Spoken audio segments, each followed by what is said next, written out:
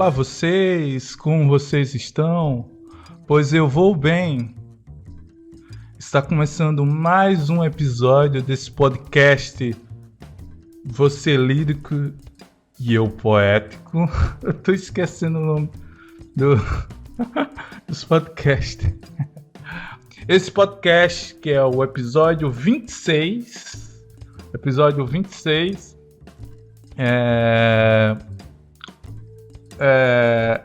Hoje, terça-feira, mais uma terça-feira, e os episódios desse podcast estavam sendo postados toda terça e toda quinta.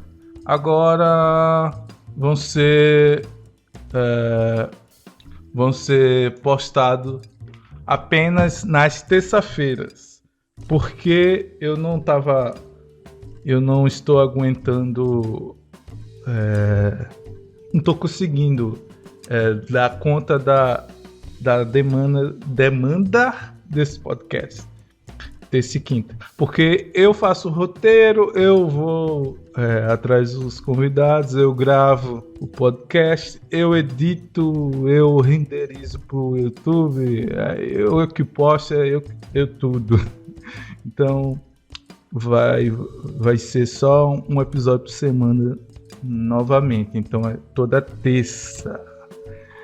E no episódio de hoje conversamos com Patrícia Martins, ela que é graduada em Letras, Língua Portuguesa, ela que na sua graduação estudou, fez a sua monografia em literatura, ela que no seu estudo ela estuda especificamente cordel, e ela também agora é pós-graduanda, ou seja, ainda está estudando. Ela que também que é apaixonada por livros e louca por gatinhos. Então a gente vai conversar depois dessa vinheta. Você lírico e eu poético.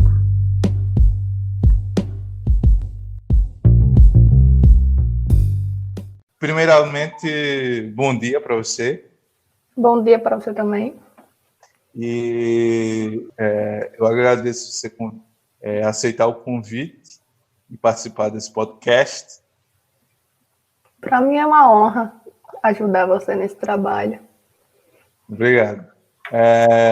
Esse podcast, como eu tenho falado nos outros episódios, é para fomentar a literatura brasileira.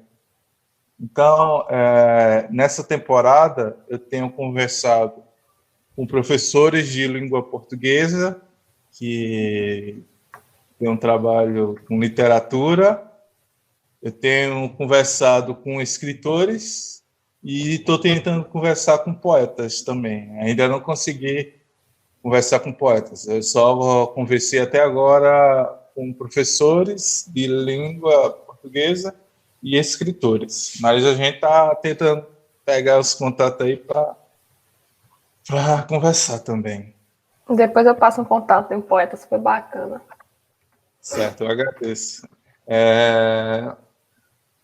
Então, para dar início a esse episódio para o pessoal, o público do podcast, a primeira coisa que eu peço para o convidado é para o convidado se apresentar. O que o convidado faz, o nome, onde mora, essas coisas. Idade. Bom dia, gente, ou boa tarde, dependendo da hora que você for escutar, pode ser boa noite também. Me chamo Patrícia, sou amiga de Nidion, estudei com ele. Sou formada em língua portuguesa, com ênfase na literatura, né? Porque é minha área de gosto. Moro em Jucurutu, pertinho onde Nidion mora, né? E é isso. Você está morando em Jucurutu agora, né? Eu voltei para cá, comecei a trabalhar, aí eu tô trabalhando aqui, e aí eu vim morar aqui de novo. Sim, você voltou, eu não sabia que você já tinha morado aí. Enfim. Nígio, 4 anos você estudando comigo, você não sabia que eu era de Jucurutu. Ficou feio, viu, pra você? Eu achava que você era de Itajá. Não, eu fui estudar, aí eu arranjei trabalho aqui e voltei. Ah, entendi. Tá, eu fui descobrir que Eunice escrevia poesia no podcast, no episódio com ela. Pois Eu é, não ela sabia, escreve. não sabia, ela nunca apresentou nas aulas. Eu fiquei surpreso, eu gostei do que ela recitou. Eu gostei muito do que ela Ela é uma boa recitou. escritora, só que é um pouco envergonhada, mas ela escreve muito bem poesia. Que nem você, suas poesias também são ótimas.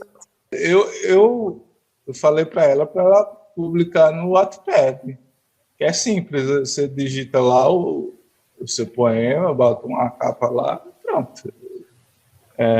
Fica divulgando, fomentar a literatura brasileira, potiguar, isso aí. Com certeza. Mas ela é muito cabeça dura. Mas vai mudar, ela tem um texto bom. Agora, falando sobre você, eu queria que você falasse da sua graduação, do que você tem, o que você trabalhou na sua monografia. Como você falou, seu estudo é mais voltado para literatura. Eu queria que você falasse um pouco do que você trabalhou. Diante desses 4 anos, eu fui me aproximando mais da literatura. Hoje eu me considero uma leitora, né? Fazer 4 anos que eu estou nessa vida, que para mim é gratificante. Então eu decidi seguir nessa mesma ideia, porém dando ênfase à literatura norte-riograndense. Que eu percebi que, através dos meus estudos, ela não é tão valorizada quanto as outras literaturas. Então, meu foco é a literatura dentro da literatura potiguar. Então, eu resolvi trabalhar um autor, como diz minha orientadora, vivo, que se chama Manuel. Ele é da literatura contemporânea. Ele escreve poesias, e eu escolhi uma obra dele, que é Tão Perto, Tão Longe, para poder trazer, abordar dentro de sala de aula, porque eu trabalhei em 2 aspectos, teórico e prático. Então, eu trouxe a literatura norte-grandense para dentro da sala de aula, o gênero cordel, que é o que mais me encanta, não menosprezando os outros, mas eu gosto muito do cordel. Então, o meu trabalho foi esse, fui para dentro da sala de aula, com a obra de um autor potiguar, mostrei a estrutura do gênero cordel, declamei o poema, né, a obra, que é curtinha, e a gente trabalhou nessa perspectiva de leitura e escrita. Então, a gente leu o poema na teoria e foi para a prática e a gente conseguiu produzir um livreto de cordel. Uhum. Como você falou, o estilo poético que você abordou no estudo é cordel. Sim. Eu sempre, quando eu leio um cordel, eu gosto muito, mas ao mesmo tempo eu fico frustrado como escritor, porque eu não consigo escrever cordel. Eu escrevo, sei lá, eu tenho a capacidade de escrever soneto, eu tenho um estilo mais livre, eu acho que, mas eu não consigo escrever cordel.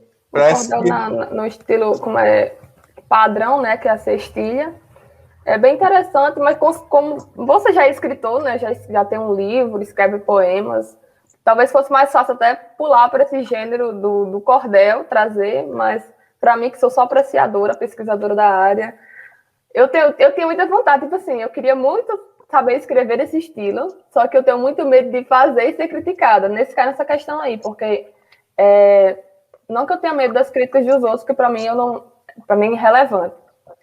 As que eu considero construtiva, eu levo para mim, mas as outras não. Mas para mim é um peso tão grande você tentar escrever algo desse tipo que eu nem tento. Mas eu acho também fantástico a forma livre como você escreve. Obrigado. É porque, eu sei lá, talvez seja a minha dislexia que me deixa sem ritmo e sem métrica.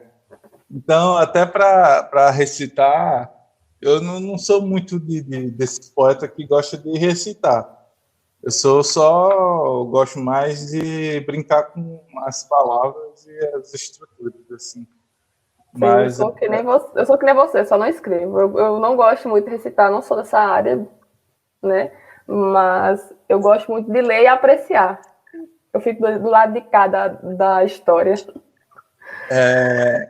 Voltando para você, voltando para o estudo, o que você fez no estudo voltado para a prática?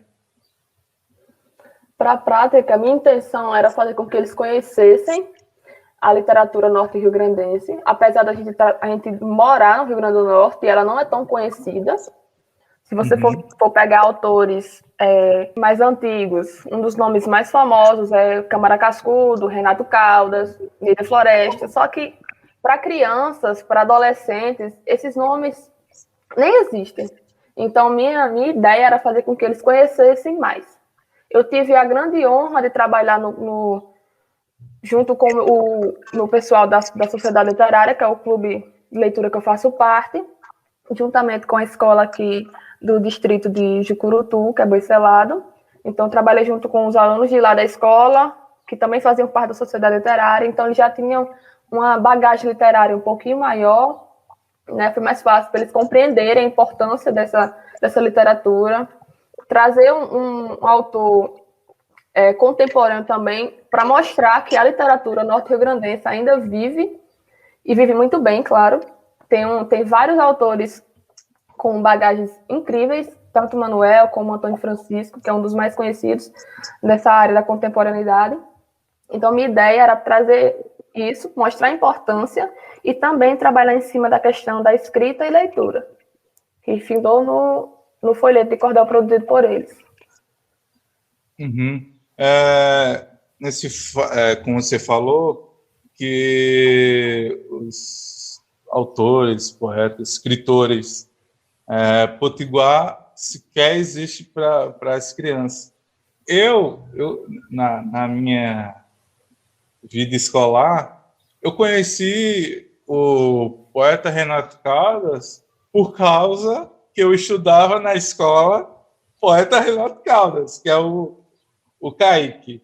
Eu acho que se eu não tivesse estudado, eu nunca teria ouvido falar esse nome, tá entendendo? Entendi. Então, pelo fato de eu estudar na escola poeta Renato Caldas, me trouxe curiosidade.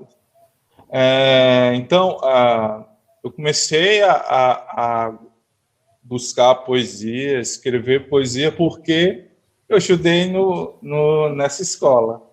Então, eu acho muito importante não só ter a escola ter um nome de um poeta, mas trabalhar a literatura na aula, na escola, trazendo os autores da nossa região, que chamam mais atenção, trazendo escritores, autores, poetas do nosso contexto, do que trazer outros fora da nossa realidade aqui. Talvez não chame nem tanta atenção, né? Trazendo outros contextos, outros lugares. Tá não desconsiderando as outras literaturas, porque, na minha visão, como leitora e apreciadora da área, elas todas são importantes. Porém, quando você trabalha com a sua própria literatura, que nesse caso seria literatura norte-riograndense, dá uma importância maior a ela. Porque você mora em Açu. Açu é a terra dos poetas, mas muita gente não sabe que é a terra dos poetas.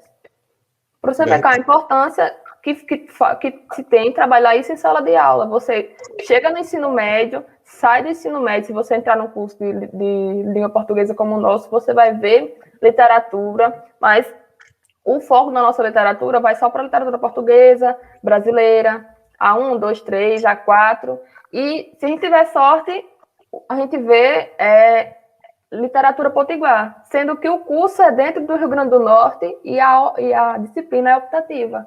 Isso aí é uma falta de consideração com a sua própria literatura. Verdade. E quando a turma ela tem a sorte de pegar uma professora que nem Conceição, de mesmo dando uma aula de literatura mais geral nacional, ela sempre tentava introduzir um autor local, potiguar, não é isso? Porque ela tem a mesma visão. Na verdade, a gente tem a mesma visão que ela, né? Já que ela foi minha orientadora, foi a orientadora de Inicinha, da importância que a literatura norte-grandense tem para a gente. Porque a gente não vê, a gente só foca nos nacionais, os clássicos, Machado de Assis, José de Alencar, Bernardo Guimarães, mas não, a gente tem que focar também no nosso, para a gente entender e conhecer que a gente também tem riquezas na nossa área, na nossa região. Por isso que ela sempre, mesmo ela trabalhando literatura, né, no âmbito geral, nos clássicos mais conhecidos, ela sempre fazia uma questão de trazer alguém moderno do Rio Grande do Norte, para a gente já conectar essa ideia. Verdade. Você me falou que... Não, eu acho que você não me falou. Mas eu sei, você entrou na pós-graduação? Sim, eu entrei. Eu estou fazendo pós-graduação em mídias na educação. Sim, mas você tem trabalhado também em literatura ou entrou para outro foco? Não, a especialização ela foca nas mídias, né? Então, como a gente está vivendo nessa época, então Sim. todo o foco é nesse lado tecnológico. Então, eu vou juntar o útil ao agradável. Eles querem algo tecnológico, então, a gente já está produzindo, inclusive, o projeto, né, do TCC. Eu vou trazer o Instagram, que é um meio de comunicação. Eu acho que, na minha visão, ele é um dos mais usados, juntamente com a literatura, que é a minha área de estudo. Então, eu vou trazer algo que eu gosto, junto com algo tecnológico. E ainda focando no autor que eu trabalhei na monografia, né? Que eu vou analisar a página do Instagram de Manuel. Entendi. Aí, nesse trabalho no Instagram, você vai focar o que ele tem trabalhado na plataforma digital, né? Não é uma obra em si, né? Não, Manuel, ele utiliza a plataforma dele para divulgar, ele visita trechos das suas obras, ele põe poemas que ele fez, assim, curtinhos mesmo. Minha ideia é analisar, pegar algumas postagens, e analisar e mostrar, tipo assim, uma ideia de como seria trabalhar em sala de aula. É trazer esse meio de comunicação, o gênero textual e como é que ele seria aplicado em sala de aula. Para trazer uma coisa meio moderna, né? Porque como a gente está vivendo nesse contexto um tanto caótico, então a gente tem que trazer métodos para poder fazer com que prendamos os alunos, né? Para eles prestarem mais atenção nas coisas. Então a gente procurar métodos que chamem a atenção. Então acredito que o Instagram ele está dentro desse método, desse meio, né?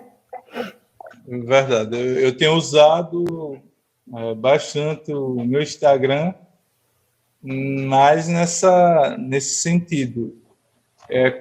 Tanto que, se olhar o meu Instagram um ano atrás, tinha mais foto pessoal. Agora, as minhas postagens texto de escritor, texto de poeta, assim, para movimentar essa cultura literária dentro da rede, né? Então, é muito importante o Instagram, que nem você falou. Como você já falou no Instagram, eu acho que é você que atualiza a página Literatura Potiguar no Instagram, você? Foi eu, sim. E Aldeíse. Como é os critérios de postagem nessa página? Os critérios é ser norte-rio-grandense, ser potiguar. Os autores têm que ser potiguar, não importa se ele é contemporâneo, moderno, não importa que... Enfim, eu fui redundante, mas o que importa é que ele seja potiguar. Entende? Mas os autores é só poetas ou tem escritor de prosa? Não, é os dois, tanto prosa quanto poesia. A gente procura incluir todos para que todos conheçam a nossa literatura. A intenção é que seja dessa forma. Uhum. Eu acho muito difícil a prosa. Para mim, a poesia é mais natural, mas o engraçado é que o livro que eu estou trabalhando agora não é poesia. A gente se arrisca, a gente admira, né? Normalmente a gente só tem curiosidade naquilo que a gente quer. Então, o fato de você já estar escrevendo um livro em prosa já mostra que sua curiosidade vai além.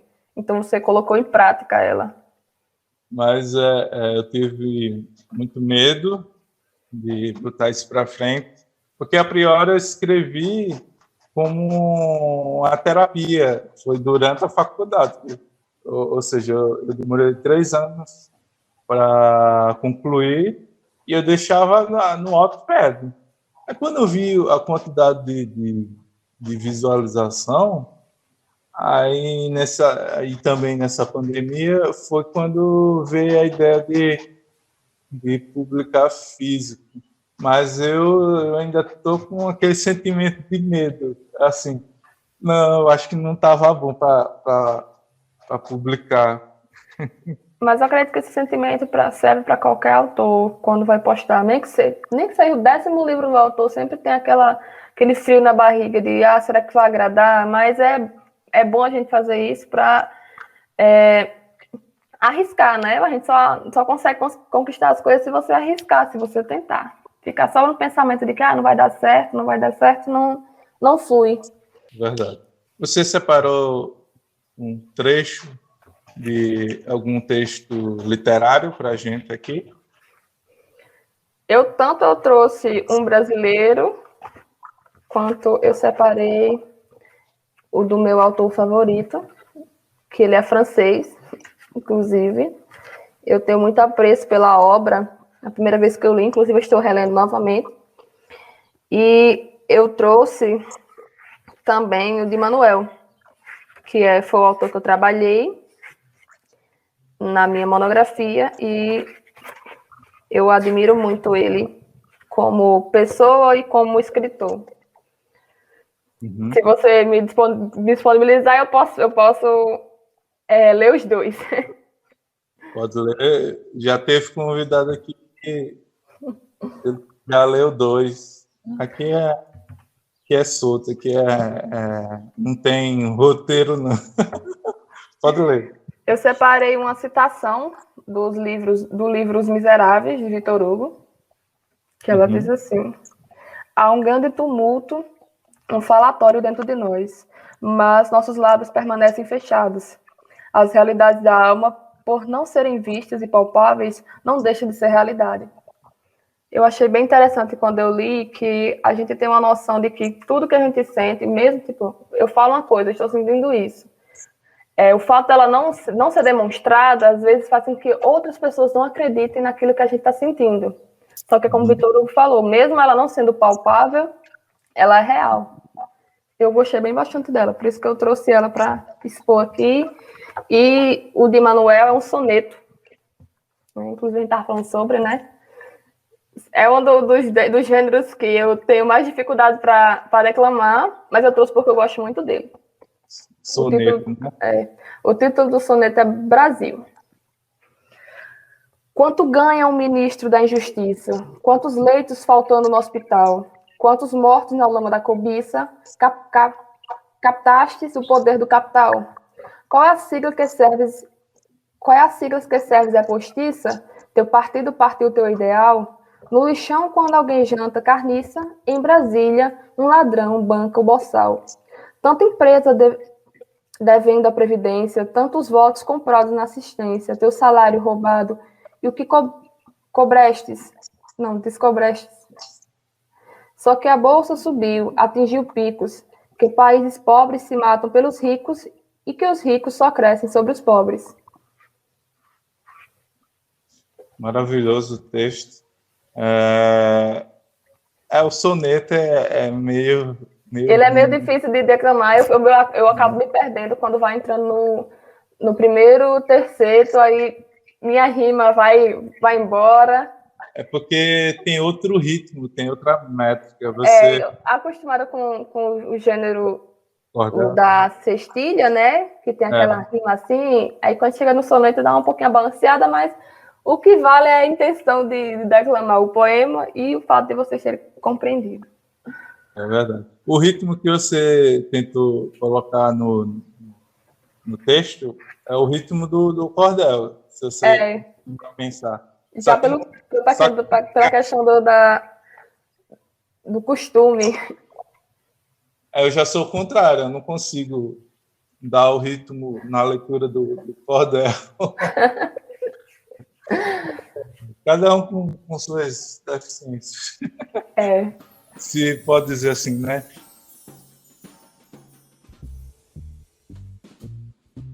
Você que está ouvindo esse bate-papo maravilhoso, desculpe interromper no meio, mas eu vim aqui para falar para vocês, e quem quer ajudar a manter esse podcast, tem duas formas que você pode ajudar esse produtor aqui que vos fala. Uma é você comprando o meu livro, Meu Despertador Não Tira Minha Dor, que eu vou deixar o link na descrição desse episódio. Ou a outra forma é no Apoia-se, que você pode encontrar no link no meu Instagram. Na bio do meu Instagram tem um link do Apoia-se. E outra forma que vocês podem ajudar o podcast é você seguindo esse podcast no Spotify, se inscrevendo no YouTube e compartilhando para o seu amigo que também gosta de bate-papo, que também gosta de literatura, de livros e esse universo literário. Então a gente vai voltar pro bate-papo agora. Eu estava curioso aqui, mas eu acho que você não vai conseguir responder. Ou talvez você responda. Diga aí. É uma coisa que eu acho que vai ser complicado para você responder. Você é apaixonado mais por livros ou por gato? Aí, Lídia, você pegou no meu ponto baixo. Retiro o que disse. Foi, viu? Assim, é a mesma coisa de você escolher o seu livro favorito. Porém, pela questão do tempo, não que eu leve em consideração o tempo, porque para mim ele é um pouco relativo. Mas o fato de os gatos estarem comigo, de eu ser apaixonada desde que eu nasci, praticamente, vou dizer desde que eu nasci, porque eu não lembro quando foi que eu comecei a gostar de gato. Mas da leitura eu lembro. Então eu vou usar esse critério. Eu vou botar os gatos em primeiro porque eu não lembro quando foi que eu comecei a gostar de gato. Então, desde criança eu estava junto com meus gatos, então eu sou muito apegada a eles. Não que eu não seja leitura, porém eu lembro quando foi que eu comecei a gostar de ler. Então, o meu critério para desempatar aí essa questão que você me colocou nas costas é essa. Eu fiz uma pergunta cruel assim para Eunice. Agora eu não lembro o que foi que eu perguntei. Quando o episódio for ao ar, aí dá para relembrar o que foi que eu disse. Mas foi uma pergunta assim que não dá para escolher. Por questão de leitura é bem difícil, porque a Nicinha tem mais bagagem literária que eu, mas eu falo por mim. A gente lê muito livro incrível, tipo, que marca muito a nossa época. Mas se eu fosse escolher um livro, e eu falo isso para todo mundo, que todo mundo deveria ler, é Os Miseráveis, porque eu me vi outra pessoa quando eu terminei de ler. Eu vi o poder que essa leitura teve sobre mim. Não desvalorizando as outras literaturas, a brasileira, a alemã, enfim, as outras, mas o livro de Victor Hugo, Os Miseráveis, ele foi muito importante para a minha evolução, para a pessoa que eu sou hoje. A pessoa que leu Victor Hugo, que leu antes, a pessoa de antes de ler Victor Hugo, ela não existe mais. Então, ele trouxe uma percepção de vida para mim totalmente diferente, um modo de refletir, que eu posso escolher ele hoje como o meu livro favorito da vida. Então, a partir dele foi que eu me transformei nesse ser humano que eu sou agora.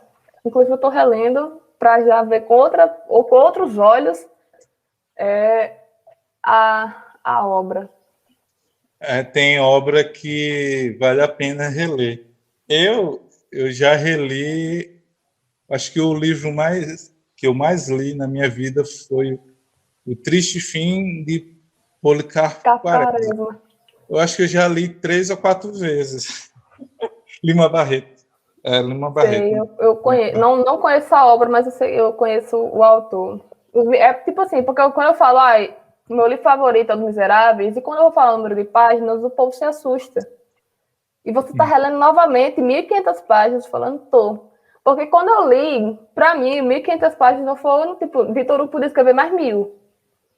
A forma como ele escreve, por mais que o livro seja extenso, não é cansativo. Se eu for pegar obras, por exemplo, se eu for comparar Dostoiévski com ele, pelo fato deles serem estrangeiros, é totalmente diferente, porque a obra de Dostoiévski, eu li Crime e Castigo, ela é um pouquinho mais curta do que... Um pouquinho não, muito mais curta do que Os Miseráveis, porém é uma leitura cansativa. A escrita alemã é cansativa. Já Victor Hugo, não, porque Victor Hugo tem uma língua poética. Eu acredito que você ia gostar, Lídia. Ele tem uma escrita poética. Então, se você pegar minha obra, a primeira obra que eu li dele, que eu tenho 2 versões, 2 edições miseráveis, você vai ver ele toda marcada de post-its. Porque é muito poético. Você abre uma página, você tem umas 5 citações só em uma página. Imagina aí o arrumo de post-it que eu gastei para suprir essa obra. Para mim, ela é fantástica, ela é atemporal. Você vai ler coisas dela, ela é um clássico, você vai ler coisas dessa obra e você vai conseguir assimilar as situações que a gente passa hoje. Para mim, todos os clássicos têm essa importância de fazer com que você reflita sobre a nossa atual realidade. E também o ritmo da linguagem alemã é mais pesada, mais carregada do que a língua portuguesa. Mesmo traduzido, muito. É outra linguagem. Bom, se você pegar um clássico de Machado, brasileiro, se você pegar um clássico de Dostoiévski, mesmo traduzido, clássico sendo clássico, continua sendo muito pesado. Não querendo comparar tipo, de níveis de autores, não. Minha intenção é só dizer do peso, do quão cansativo é. Mas a obra é fantástica, Crime e Castigo. Eu gostei bastante. Inclusive, ela está dentro de uma das minhas obras que eu dei nota 5, porque a gente trabalha nessa questão quando a gente está lendo, dá de 1 a 5 para classificar as obras. Ela é uma obra muito incrível, só que ela é muito cansativa. A leitura alemã, a escrita alemã é cansativa. E falar em escrita alemã, não só mas um roteirista de série também eu acho pesado. Teve uma série aí alemã que ficou famosa aí na Netflix, Dark. Eu fui inventar de assistir em alemão. Eu fiquei com depressão. Síndrome do pânico. Meu Deus, vou tirar essa... Já pelo fato eu vi que a série é um pouco, sei lá, meio confusa, né? Que traz uma confusão. Aí você assistindo alemão já fica complicado. Não, mas porque a série já tinha a sonoplastia é o som puxando para baixo, sabe? Aí quando vinha aquela voz alemão, ficava alguma coisa pesada, sei lá. É carregada a linguagem. Então, Então não serve só para escrita, mas para oralidade também, né? É verdade, eu não aguento, fiquei assustado. Eu levei um soco com a voz desse cara lá. Então, aí uma pergunta que eu sempre faço, deu uma pergunta, os convidados, fazer um top 3 de autores, escritores, poetas, pode juntar tudo.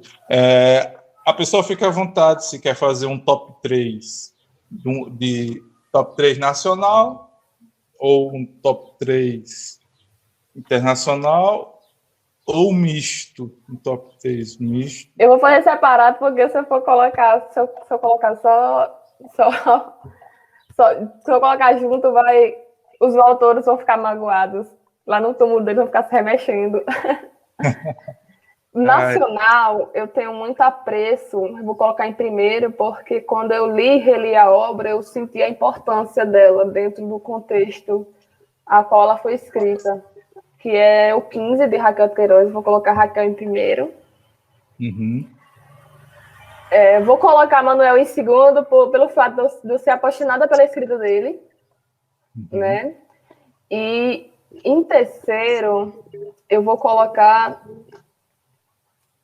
José de Alencar, que foi o primeiro livro, por indicação de Nicinha, que eu li completo e com gosto. Maravilhoso. Vou colocar nos meus top 3. E para estrangeiro, em primeiro lugar, Victor Hugo, claro. E em segundo lugar, Lucy Maud, que é a escritora de N. E para terceiro lugar, eu vou colocar Sarah Shepard, porque é a autora da minha série favorita, que é a série de PLL. Mas peguei 2 clássicos e uma contemporânea. Muito bom. Eu queria que você falasse, já que você falou sobre a autora, eu queria que você falasse sobre N. O que é N de Green Gables para Patrícia Martins? Fala aí. Midian, essa é uma pergunta que eu posso dizer que seja mais fácil que você já fez para mim. N, para mim, mesmo ela não existindo fisicamente, ela é uma amiga. No momento que você lê as obras de Lucy, que você encontra personagens de N, você pensa, para e pensa. Eu queria ter ela fisicamente perto de mim, porque ela passa uma energia. A personagem passa uma energia muito incrível. Você lê, você se diverte, você sente a presença dela a partir do momento que você começa a leitura. Não importa se ela é criança, se ela já está adolescente, se ela é adulta. Ela sempre permanece sendo a nossa Anne de Green Gables. Para mim é uma sensação muito fantástica lendo Anne, porque eu já li as obras da série, e eu reli o primeiro livro agora, e para mim foi como ler a primeira vez. As coisas que aconteceram mexeram comigo da mesma forma como aconteceu na primeira leitura. E eu queria muito ter Anne perto de mim fisicamente. Como diz ela seria minha alma gêmea, que foi uma coisa que eu aprendi com ela, que alma gêmea ela não serve só para pares românticos, a alma gêmea também pode ser um amigo. E com certeza a Anne seria minha alma gêmea. Foi a mesma coisa que a Eunice falou, quando eu perguntei a ela sobre Anne. Nas definições, ela sempre no final ela falou sobre alma gêmea. Então, eu acho que a obra toda de Anne se reflete no final, é isso, você encontrar a sua alma gêmea aqui, né? Exatamente, a gente que leu, eu li, Nicinha leu, e tem outra amiga nossa, que é a Tassiana. A gente se vê muito como almas gêmeas, como dizendo o povo que conhece José, né? Que tem essa perspectiva de uma coisa mais além da amizade. O foco principal da nossa vida, da vida dela, é essa questão da amizade. Tem todas as tramas ao redor, mas a gente sente Anne como uma amiga, que a gente pode compartilhar tudo, e ela, ao mesmo tempo, pode compartilhar com a gente. Então, tem essa conexão muito grande. E tudo que você for ler de Lucy, porque quando eu li a biografia de Lucy, eu senti que eu não estava lendo a biografia dela, e sim de Anne. Foi aí que eu percebi que não é só a personagem, sim a autora que transmite isso. Então, ela pôs isso na sua personagem, que faz com que a gente fique mais conectado. Quando a gente leu a biografia, Licinha também, não sei se Licinha já terminou, mas Tassiana também leu, também sentiu a mesma coisa. Como se fosse uma biografia de Anne, não da própria autora. Então, eu achei muito interessante esse amor que ela colocou, esse carinho que ela colocou na personagem, que fez que a gente se conectasse a ela. Eu acho interessante isso que você falou sobre a energia do escritor na sua escrita, que chega ao leitor. Aí eu me lembro da minha própria escrita.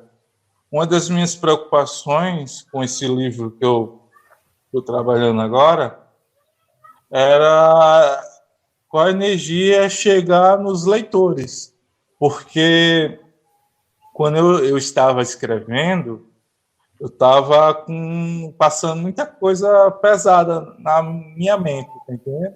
Entendi. Então, a história do livro, ele é pesado. Só que, como eu já sabia que a história ia ser pesada, eu coloquei humor dentro da história para não ir uma energia ruim para quem lesse. Equilíbrio é tudo. Então, por mais que a história seja tragédia, que nem eu falo, o estilo da história que eu escrevi é tragédia, mas o narrador tem humor do início ao fim da história, para quebrar. Eu não queria que ninguém lesse e chorasse, queria que risse, tá entendendo?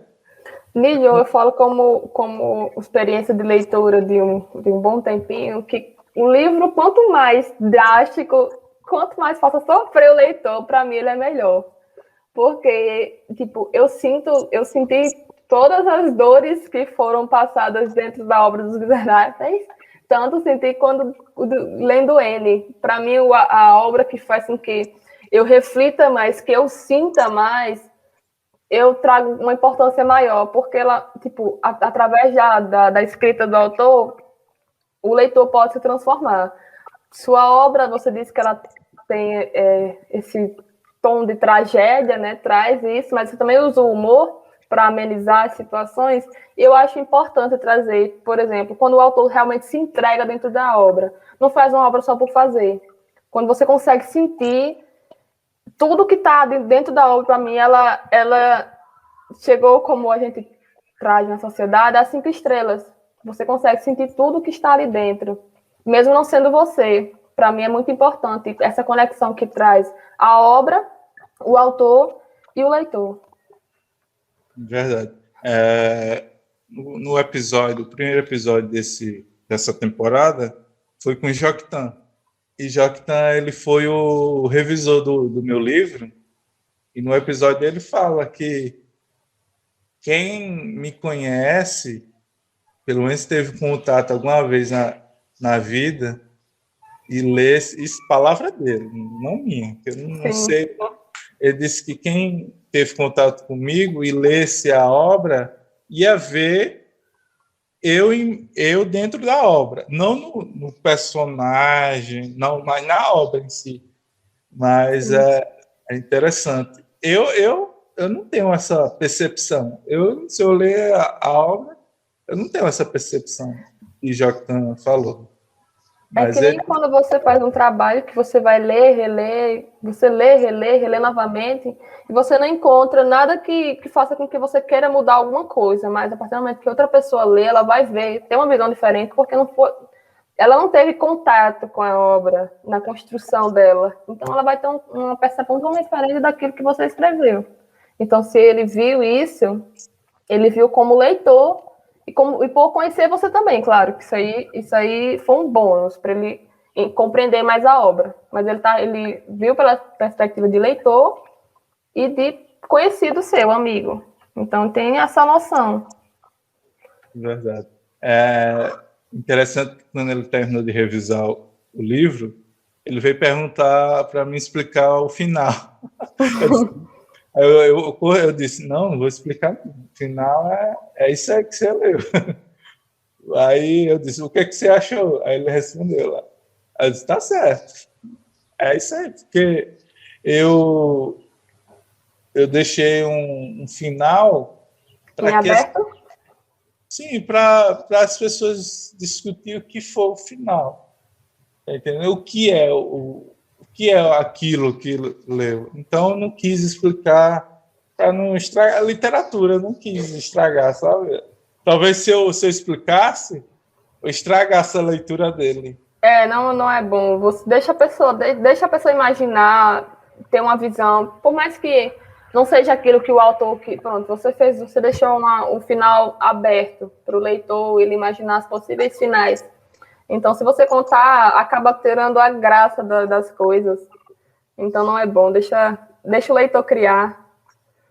Talvez ele sabendo o que era, talvez não ficasse tão divertido como ele achou na percepção dele. Eu acho assim. Não é bom tirar a graça das coisas. Outra questão que eu queria que você comentasse, que na tua fala você falou sobre estudo de poetas vivos. Sim. Sempre nos episódios com um convidado, eu sempre caio nessa mesma tecla. A gente dá importância para as obras dos autores enquanto tem vida, porque a tristeza dos escritores famosos assim que a gente estuda é que foi valorizado, sei lá, 100 Depois anos da morte. da morte, mas o cara não sabe que foi reconhecido, tá entendendo? Então Ele não teve o gosto de ver sua obra chegar num. para tantas pessoas. Exatamente. Talvez alguns escritores morreu achando que sua obra era ruim porque não chegou para as pessoas, só que chegou tarde. Até eu, conversando com o Joctan, que algumas literaturas estão muito à frente da época que foi escrita, e a sociedade da época não consegue assimilar ou compreender aquele texto, né? Queria que você comentasse sobre valorizar os poetas vivos, os escritores vivos. Você tem trabalhado com um texto de escritor vivo. Queria que você comentasse sobre isso. Quando minha orientadora perguntou, você quer trabalhar com um autor morto ou um autor vivo? Aí eu falei, especifique, se eu fosse trabalhar com autor vivo, quem seria, né? Porque tem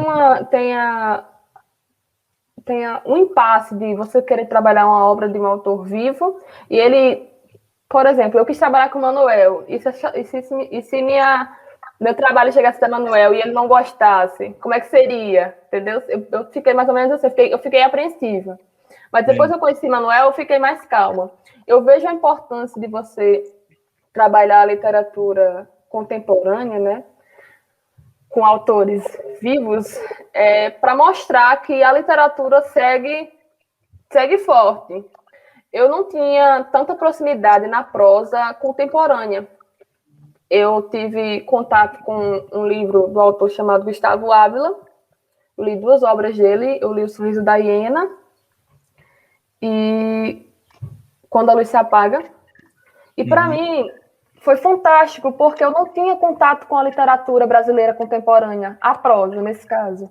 E eu fiquei, meu Deus, por que eu não li antes?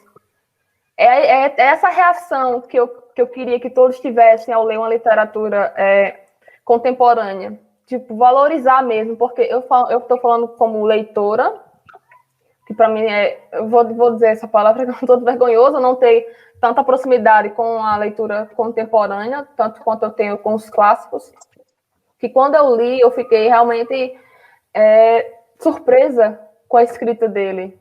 Eu li também outro, que é a autora, são 2, autor de Bom Dia, Verônica, que para mim a escrita, ela tem ela passa uma sensação de Como é que eu posso dizer? Você lê, você não acha que ela é brasileira. Você Entendi. só conhece que ela é brasileira pelas referências que traz de São Paulo. Entendi. Não menosprezando os escritores brasileiros, mas mesmo assim não passa uma vibe, eu vou utilizar essa palavra, uma vibe brasileira. Eu achei incrível também, outros autores que eu tive contato com da literatura contemporânea brasileira. E com a poesia, eu tenho contato, até de conversar com ele tudo, que é Manuel, e também outro autor bem conhecido da poesia, que é Antônio Francisco. Então, o que eu vejo como leitora que deveriam fazer é dar essa importância enquanto autor vivo. Porque você vai ver que ele tem talento. Tipo, se ele morrer, a obra dele vai ficar mais famosa, pelo fato da morte dele ter elevado a isso, tanto serve para a música quanto para a literatura ou para outras artes. Como é aquela frase que a gente só dá valor quando perde? É literalmente essa. Quando você perde um autor, aí você vai dar valor à obra dele, que você vai conhecer a obra dele, você vai escutar a música, você vai ver a arte. Então, eu vejo que não deveria ser dessa forma. O fato de eu escolher trabalhar com a literatura contemporânea foi exatamente para mostrar a importância e para mostrar também que segue forte, entendeu? E eu queria que eles vissem, eu queria que vissem a literatura contemporânea brasileira com bons olhos. Clássico é clássico, vai ficar ali para sempre.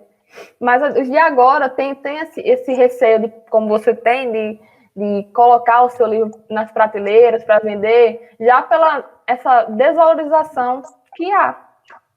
Então, se a gente visse com bons olhos, procurasse ler, tipo, desse uma chance, como eu dei, inclusive eu quero ler mais outras obras contemporâneas, para abrir mais a mente em relação a isso. Não trabalhar só com clássicos, porque clássicos, já sabe, já está lá, canonizados, eles têm sua importância, mas a gente tem que valorizar também o de agora, porque futuramente vai ser clássico também. Então, vai seguindo essa linha de raciocínio. A gente já está terminando e comentando já isso que a gente está falando. Tem um grupo que é a Geração Literária, que eu participo. Sim, eu vi, você mandou para mim tudo no Instagram. Tem o site, Geração... Os caras vão matar o link, mas eu acho que é geraçãoliterária.com, o site. Para você ter ideia, são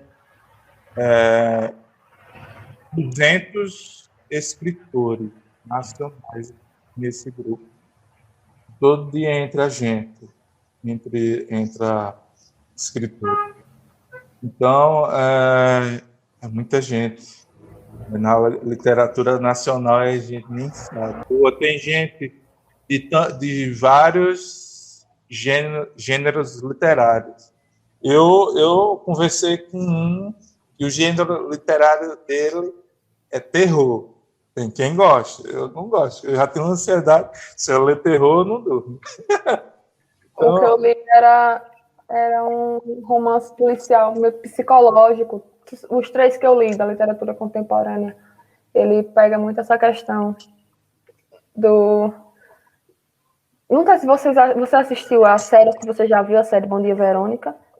Para mim, foi uma das melhores adaptações que eu já vi, e levando em consideração que é brasileiro, né? Que outra coisa que eu também não dava muita chance as séries brasileiras, mas depois eu assisti Bom Dia, Verônica, eu estou abrindo mais esse espaço, porque eu li a obra, eu queria assistir a série. Então, tem suas diferenças, como cada adaptação, porém, é incrível.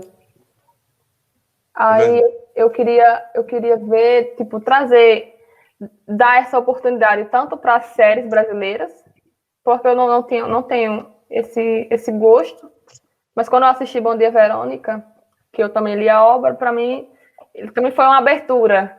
As séries brasileiras que aparecerem, eu vou dar uma chance, serve para as obras também, dar a oportunidade de ter elas na minha bagagem literária, para mostrar a importância, para eu poder falar com propriedade. Eu também leio literatura contemporânea brasileira, não apenas os clássicos. Então, Patrícia, esse papo nessa manhã de sábado, ao som sei lá, o vizinho que está tocando um forró, não sei o que está tocando aqui, não. Enfim, foi uma gravação de podcast muito bom, proveitoso. Acredito que o público que ouve esse podcast vai adorar esse bate-papo de hoje. Para você ter ideia, porque eu olho os gráficos no Spotify, eu consigo ver de onde são as pessoas que estão ouvindo. Para você ter ideia, a maioria das pessoas que ouvem esse podcast no Spotify, porque tem no Spotify e no YouTube. No YouTube eu não tenho como saber de onde escuta, só sei quantos escutam. Mas pelo Spotify, o aplicativo ele diz de onde estão ouvindo. Para você ter ideia, a maioria dos ouvintes desse podcast, Você Lírico e Eu Poeta, não são do Brasil. Pode até ser brasileiros, não sei. Sim. Mas não são residentes desse país Brasil, tá entendendo? Para você ver, a gente falando sobre literatura brasileira, de vez em quando traz uma literatura estrangeira, só que acaba sendo de fora. Como você disse, pode ser brasileiros ou não. Ou não, né? Porque tem muito estrangeiro que fala português. Tá então, para você ter ideia, tem a maioria dos ouvintes parece rádio, né? Mas ouvinte que é só áudio. Tem lá a porcentagem de ouvintes da Alemanha, Estados Unidos, se eu não me engano, Espanha, outro país, aí lá para o final a porcentagem bem pequenininha, Brasil. Então, eu não sei, não tem como eu saber se são brasileiros que estão fora, ou pode ser que sim, pode ser que não, pode ser que tem estrangeiro também, que tem estrangeiro que fala português, mas é isso, as pessoas de dentro só vão valorizar quando vê os de fora valorizando primeiro. É sempre assim no Brasil, infelizmente. Então, muito obrigado, agradeço de novo a sua participação, foi uma participação de peso, né? Você trouxe conteúdo para nós, a literatura. Como você falou, se a leitora não escreve, não produz, mas a proposta desse podcast é esse. Eu conversar com quem produz e com quem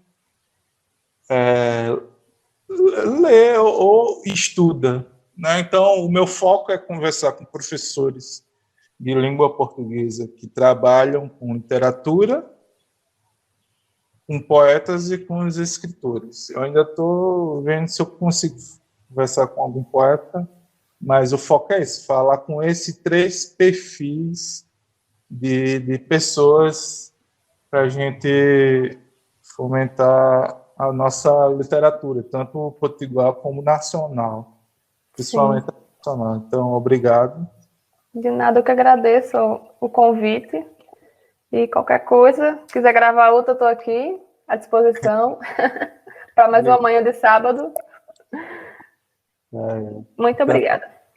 Então, tchau, tenha um bom dia e um fim de semana. Tchau para você e um bom final de semana. Então, valeu, tchau. Tchau.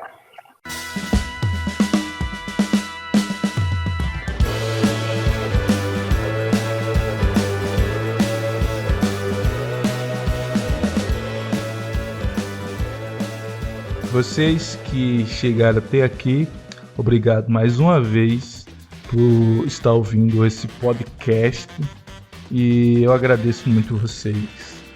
Eu agradeço.